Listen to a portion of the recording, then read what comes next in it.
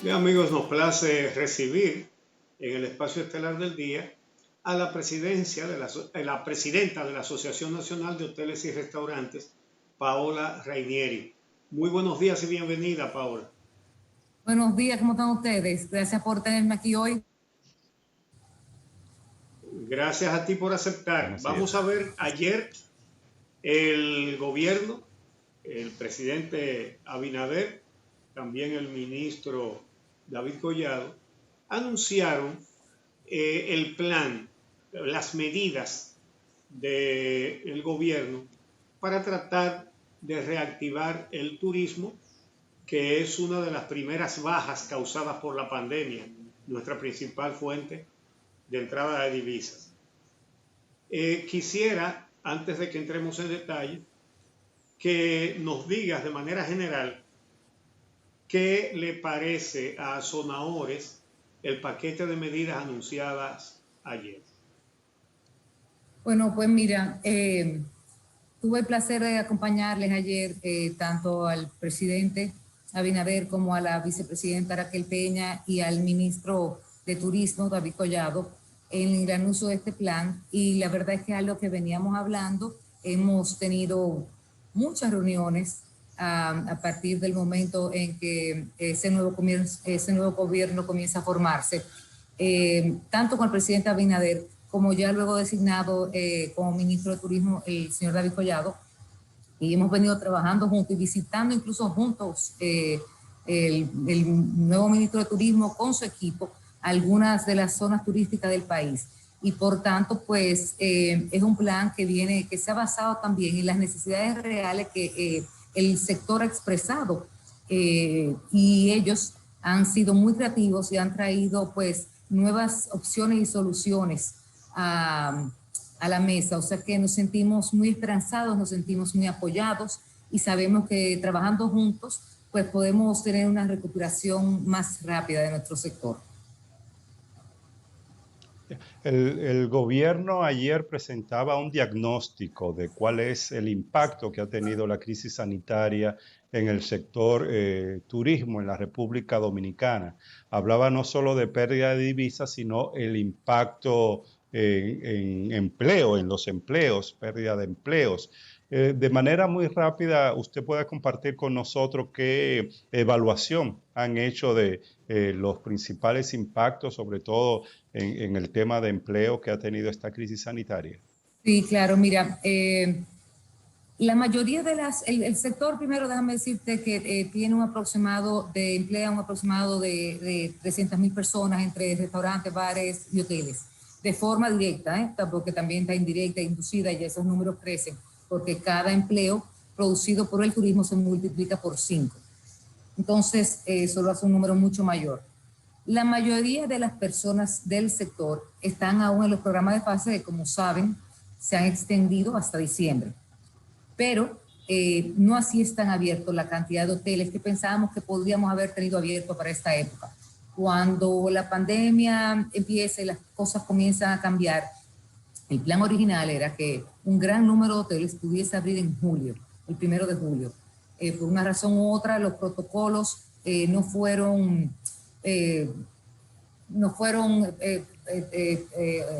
aprobados por el gobierno o presentados por el gobierno con suficiente antelación como para que fueran aprobados internacionalmente y enviados internacionalmente a los turoperadores, a las líneas aéreas y agencias de viajes, y por tanto no tuvo el impacto que se esperaba.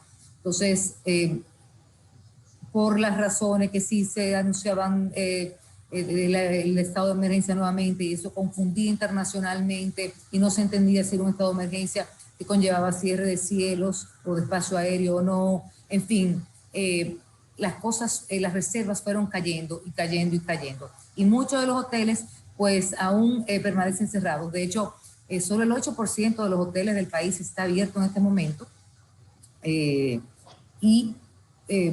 Pues hasta diciembre realmente no tendremos la totalidad de los hoteles abiertos. Sin embargo, el compromiso del sector es tratar de ir abriendo, si una cadena tiene 4 hoteles, de ir abriendo 2, por ejemplo, adelante, y tratar de comenzar, pues así, junto con estas medidas, contribuir para que las cosas comiencen pues a moverse nuevamente para el sector. Desempleados como tal, pues realmente los números son muy pocos. Precisamente ayer en Palacio se hizo la pregunta, no se ha sacado un número definitivo porque recuerda que hay mucho, ha habido entre los entra y sales de fase, o que cambias a fase 1 y fase 2, cuando los restaurantes entraron, abrieron y después tuvieron que cerrar la semana, pues no hay un número definido todavía por el gobierno, pero realmente la mayoría de la gente está en fase.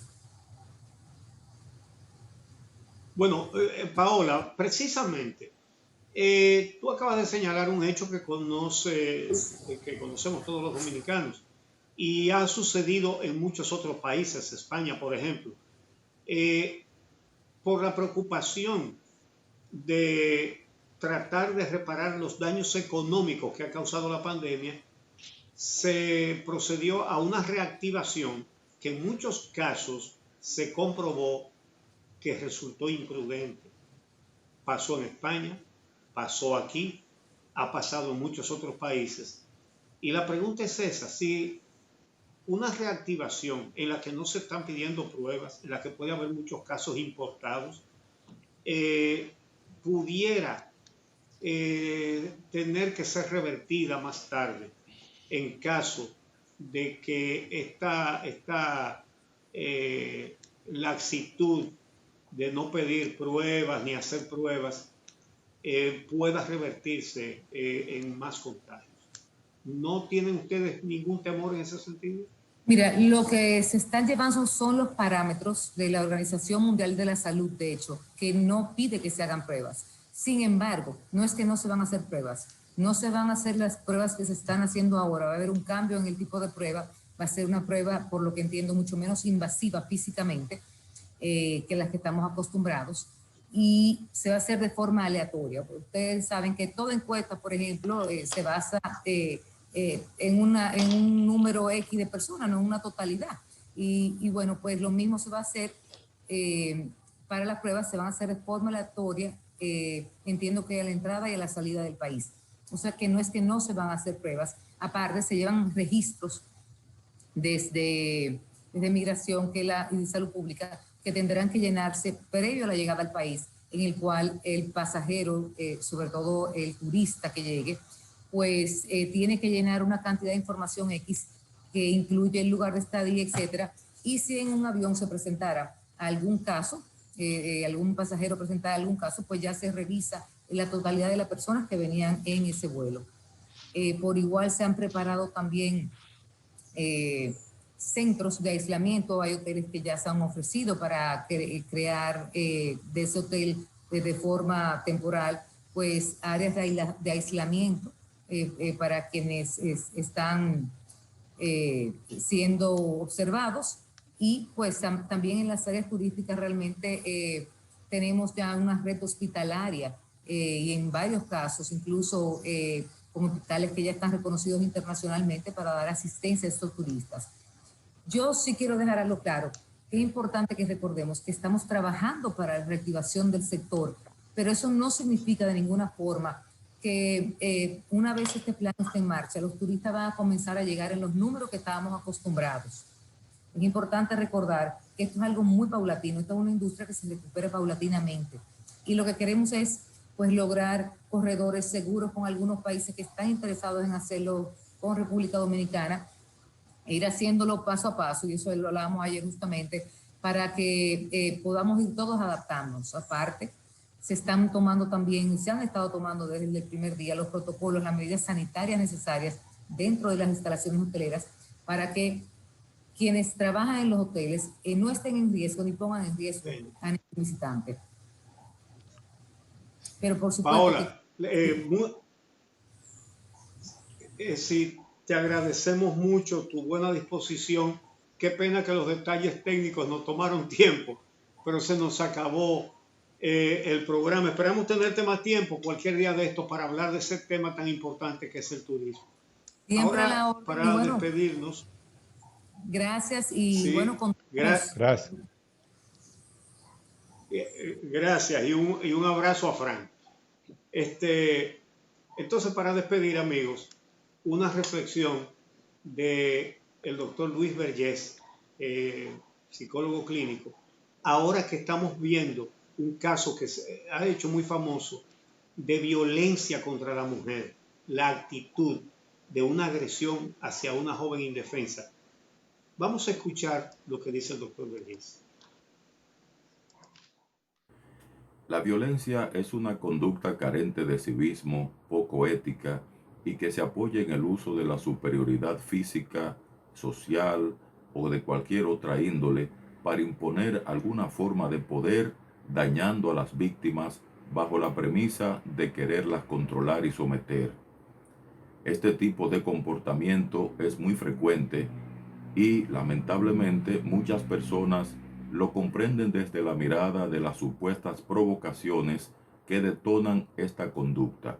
Es como si viéramos a la persona violenta como una víctima que reacciona ante las provocaciones del medio ambiente. Nada más falso que eso, y es esa la premisa fundamental que incentiva que haya más violencia.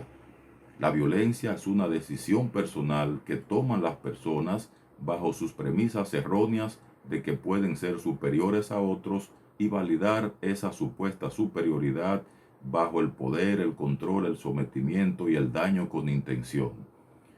Es fundamental que como sociedad comprendamos que los daños de la violencia van en el orden del deterioro de la salud mental, la salud en términos de convivencia ciudadana y también una enorme carga de cuota moral adeudada. Fundamental para nosotros también son 3 recomendaciones para seguirlas al pie de la letra en aras de prevenir este comportamiento. En primer lugar, la ciudadanía no debe justificar la violencia bajo premisas falsas. En segundo lugar, quien genera violencia tiene que asumir responsabilidad de sus hechos. Y en tercer lugar, tenemos que partir del supuesto de que las personas violentas son las que deben proteger de su propia violencia a los demás.